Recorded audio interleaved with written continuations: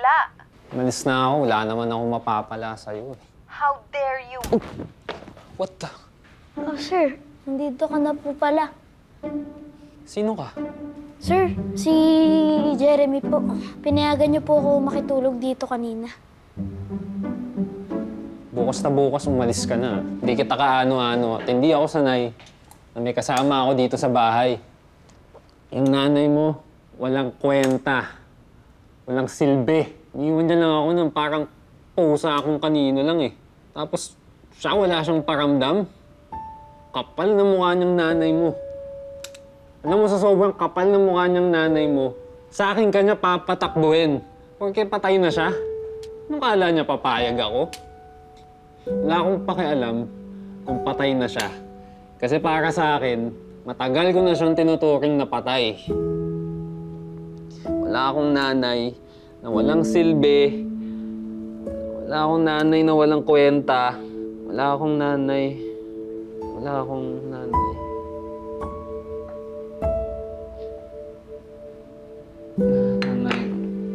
Wala akong nanay. Kape ka muna, sir.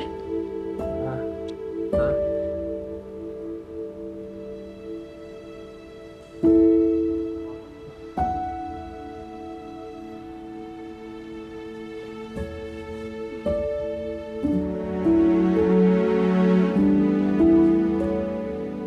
Hoy, saan ka pupunta? Umaga na po, sir. Tutuloy na po ako. Huwag ka muna umalis. Dito ka na muna. Po? Bingi ka ba? Huwag ka na muna umalis. Dito ka muna. Bibigyan kita ng pamasahe bukas papunta mo ng Palawan. Salamat, sir.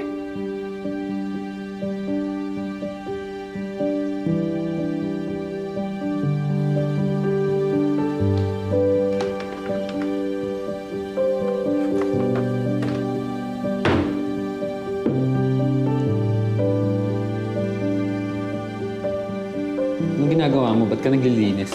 Umaga na po, sir. Alas 5 na nga po. Sinanay po kasi ako ni nanay na gumising po ako ng maaga para maglinis. Tsaka para hindi na rin daw po nakakaya sa makikituluyan ko. Bakit? Lagi ba kayo nakikituluyan? Opo. Sa mga kaibigan at nakakakilala po ni nanay. Hindi po kasi siya makatrabaho dahil sa kondisyon niya sa baga eh. Sige, maglinis ka na dyan. Pakinabang ka man lang. Hoy, wag mong gagalawin yung mga gamit ko sa trabaho, ah. Opo. Salamat po, sir.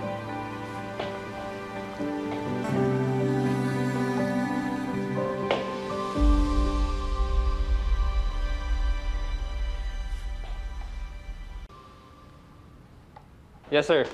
Ready na po para i-present natin sa partners next week. Very good. Aasahan namin yan. Okay po. Hoy, ano ginagawa mo dyan? Baka mamaya masira pa yan eh. Sinusubukan ko lang po ayusin, sir. Eh bakit? Ano bang alam mo dyan? Pag yun nasira, eh babalik ko pa sa service center yan. Wala na po siyang warranty eh. Alam ko. Saka di ba sabi ko sa'yo, huwag mong pinapakialaman yung mga gamit dito sa bahay?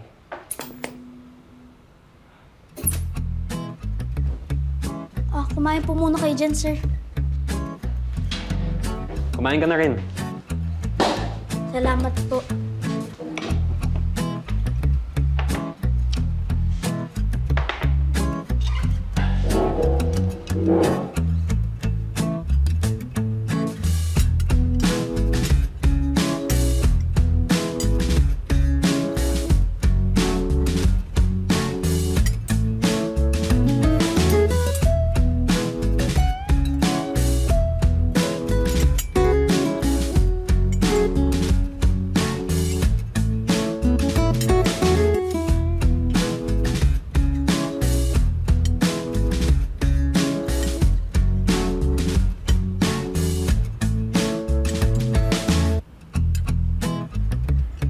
Naglalagay ka rin ng margarine sa pagkain?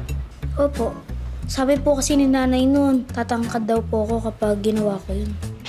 Hindi naman totoo yun. Hindi niyo turo niya sa akin dati, kaso hindi naman ako. Pinangarap mo ba maging basketball player paglaki? Di naman po, sir. Gusto ko lang po lumaki agad para makatrabaho na ako. Para makatulong na rin ako sa gamot ni nanay. Tsaka makalaban na rin ako dun sa mga nakikita kong inaapi si nanay porket lang mahirap kami. Eh bakit? Yung tatay mo ba nasan? Iwan lang din po kami nun. Buti nga. Kaya nga po nagpapaturo ako dun sa kapitbahay namin na repairman na gumagawa din ng mga electronics. Sumasama din po ako sa kanya minsan kapag may racket siya bilang tubero. Maalam din po ako sa bahay. Buti naman. Gumagawa po kayo ng building, sir. Hindi. Nagde-design ako. Architect ako eh. Wow. Tama nga po si nanay tungkol sa'yo.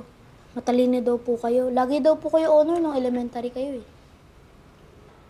Ba't ikaw? Ano na yung pag-aaral mo? Matagal na po ako minto, sir.